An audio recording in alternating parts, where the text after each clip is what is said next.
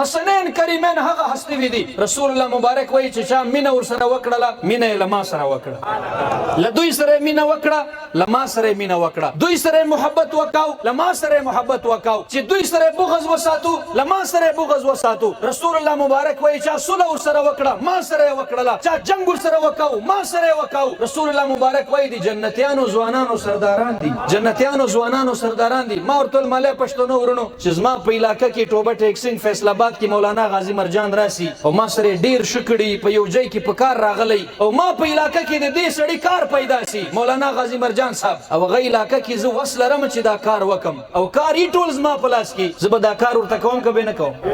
که یو پښتنې مورې بچی ولم بیا خو به د یوې بدله په لس ورکوم، د لسو بدله به په سل ورکوم، د سلو بدله به په زر ورکوم. که یو ور زه غیرتي ولم او بیکاره نه ولم مال چې ته نن حسنین یاد کې هغه کوم جنت ته چې ټوله ورځ او شپه په سجده پروت یې سوالونه کې هغه جنت مالکان او سرداران حسن او حسین دي، د هغو سرداران حسن او حسین دي. قیامت پر ورځ به په کومه خوله باندې چې ولاړې چې ټول عمر دې فتوې ورکولې اوبه یې مه خیراتوه اوبه مه خیراتوه په پلانکی سولې په پلانکی سولې بیا به جنت ته په کوم مخ ورځې؟